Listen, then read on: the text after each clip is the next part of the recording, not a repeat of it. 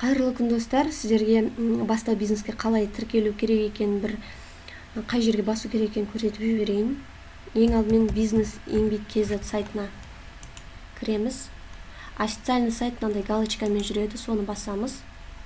Жауып тастасақ болады. Одан кейін войти дегенді басасыздар. Бұл жерде войти болған кезде регистрация деген бар. Яғни ең алғаш рет кіріп тұрсаңыз, бұл сайтқа регистрациядан өтесіз. Регистрация деген жерге кімсіз? Жұмыс іздеп жүрген адамсыз, яғни соискатель. Жұмыс беруші адам болсаңыз, работодатель, жеке агентство болсаңыз, частное агентство деген таңдайсыз. Одан кейін мына жерге почтаңызды жазасыз, почтаңыздың паролін жазасыз, пароліңізді қайталайсыз, және мына жерге я согласен деген басасыз. Мына жерде кто вы дегенде соискатель деген таңдаған кезде негізі почтамен немесе телефонмен тіркелуге болады деген екі батырма шығады. Мен почтаны таңдағандықтан почтаны жазып жатырмын. Егер сіз телефонды таңдайтын болсаңыз, по мобильному деп, онда мына жерге номер телефонды жазасыз. Одан кейін мына жерге галочка қоясыз да создать аккаунт дейсіз. Аккаунт создавать етілген кезде ECP мен подписка жасау керек болады, яғни подписать етуге болады. Кәдімгі егофта қалай подписать етесіз, ECP мен дәл солай осы жерде де жасайсыз. Мына жерде мысалы еңбек KZ-дің барлық сайттары көрсетіліп тұр. Бұл барлық сайтқа бір аккаунт. Қайта-қайта аккаунт создавать етіп жүрмеңіздер. Міне, войти деп кірейін. Осы жерде бастау бизнес дегенді басайық.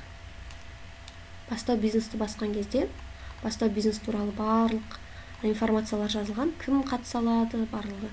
Осы жерде мне обязательно требуется наличие ECP деген бар. Регистрацияны біз өттік, проверка статусы өтуіміз керек. Проверка статусаны басамыз, төмен түсеміз де, пройдите проверку деп осылай перейти деп тұрады. Осыған басасыздар. Яғни сіз сай келесіз бе, бизнес бастауды оқуыңызға бола ма, жоқ па деген сұраққа жауап. Осы жерде міне проверка статусының ішінде тұрамыз.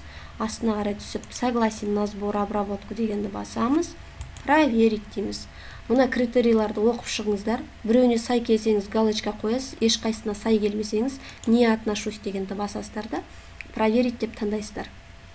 Проверить деп таңдаған кезде сізде мына жерде сіз оқуға сай келесіз бе, жоқ па, соған жауап тұрады. Я немесе жоқ деп. Одан кейін артқа дегенді басасыздар. Артқа дегенді басқаннан қайтадан міне осы басты бетке келеміз ғой. Проверка статусын басамыз да.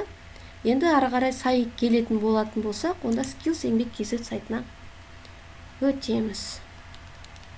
Skills еңбек KZ сайтында біз уже автоматты түрде тіркеліп тұрмыз. Каталог курсов деген жерге бастау бизнес таңдаймыз. Бастау бизнес біріншісі орысша, екіншісі қазақша. Қазақшаны таңдаймын. Мына жерде сіздерде, мына суреттің оң жағында записаться на курс деп тұрады сіздерде.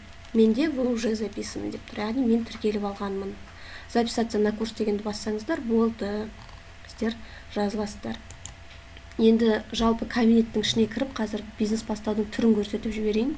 Мен кабинетке кірдім. Ішінде бизнес бастау жобасы шеңберінде кәсіпкерлік негіздерін оқыту дегенді таңдасақ. Міне, бұл жерде описание бар, бизнес бастау не туралы екені, уроки деген бар. Уроки дегенді бассақ, барлық сабақтар көрсетіліп тұрады. Мына жерде финальный тестирование өткен соң сіздерге сертификат береді. Барлығы осы. Егер видео сіздерге пайдалы болса, лайк басып кетіңіздер, сұрақтарыңыз болса комментарийға жазсаңыздар, міндетті түрде жауап беремін.